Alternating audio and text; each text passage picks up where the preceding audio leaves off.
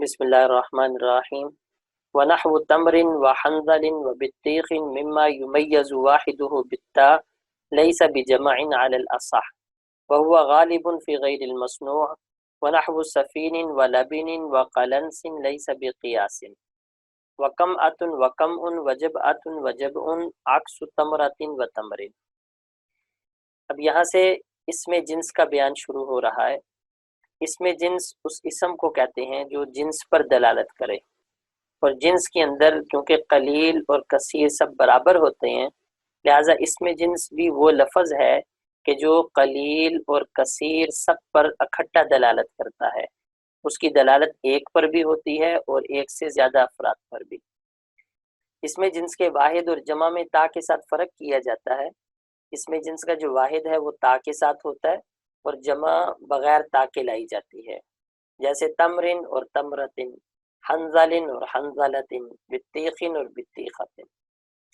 علامہ ابن حاجب فرماتے ہیں کہ یہ جو الفاظ ہیں، یعنی جو اسم جنس کے الفاظ ہیں، جیسے تمرن، حنظلن، بطیخن، کہ جن کے واحد کو تا کے ساتھ جو ہے جدا کیا جاتا ہے، لیس بجمع، یہ جمع نہیں ہے بلکہ یہ اسم جمع ہے علی الاصح، صحیح قول کے مطابق۔ وَهُوَ غالب فی غیر المصنوع، کہ اس میں جنس جو ہے یہ غیر مصنوع چیزوں میں غالب ہے۔ اس کا استعمال ایسی چیزوں میں غالب ہے جو مصنوع نہیں ہیں، یعنی جو خالق کی بنائی ہوئی ہیں، مخلوق کی بنائی ہوئی چیزیں نہیں ہیں۔ لہٰذا اگر ایسی چیزوں میں اس میں جنس کا استعمال آئے جو کہ مصنوع ہیں تو وہ قیاسی نہیں ہوگا، غیر قیاسی ہوگا، جیسے سفین، لبن، قلنسن، وکمأۃ وکمء وجبأۃ وجبء عکس تمرۃ وتمر۔ فرماتے ہیں یہ جو الفاظ ہیں کمأۃ، جبأۃ، یہ تمرۃ کے برخلاف ہیں کہ ان کی جمع تا کے ساتھ آتی ہے اور مفرد بغیر تا کے آتا ہے۔ ونحو رکب وحلق وجامل وسرات وفرحۃ وغزی وتؤام لیس بجمع علی الاصح۔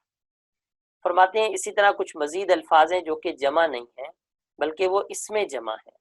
تو پہلے اسم جنس کا ذکر تھا، اب اسم جمع کا ذکر ہے۔ اسم جمع وہ لفظ ہوتا ہے جو کہ مفرد لفظ ہے لیکن جمع پر دلالت کرتا ہے۔ اسم جنس اور اسم جمع میں یہ فرق ہے کہ اسم جنس کا لفظ واحد اور کثیر سب پر دلالت کرتا ہے، لیکن اسم جمع صرف جمع ہی پر دلالت کرتا ہے، وہ واحد پر دلالت نہیں کرتا۔ چنانچہ فرماتے ہیں کہ رکب، حلق، جامل، سرات، فرحت، غزی، تؤام جیسے الفاظ لیس بجمع، یہ جمع نہیں ہیں بلکہ یہ اسم جمع ہے۔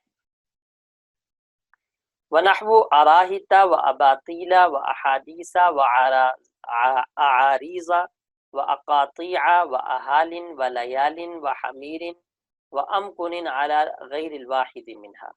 فرماتے ہیں یہ جو الفاظ ہیں یہ اپنے واحد کے غیر پر آئے ہیں، یعنی جس حالت پر ان کو آنا چاہیے تھا، جو جمع ان کی قیاسی ہے اس جمع پر نہیں آئے، یہ اس جمع کے غیر پر آئے ہیں۔ یہ مطلب ہے غیر الواحد منہا، کہ اپنے واحد کے غیر پر آئے ہیں، واحد سے جو جمع ان کی آنی چاہیے تھی وہ جمع نہیں ہے۔ تو یہ الفاظ شاذ ہوئے، ان کو شذوذ جمع کہہ لیں کہ یہاں شذوذ جمع کا ذکر ہے۔ چنانچہ اراہتا، یہ راحتن کی جمع ہے، قیاس یہ تھا کہ اس کی جمع ارہت آتی۔ اباطیل، یہ باطل کی جمع ہے، اس میں قیاس بواطیل تھا، اس کی جمع بواطیل آتی۔ احادیث، حدیثن کی جمع ہے، اس میں قیاس یہ تھا کہ اس کی جمع حدث آتی۔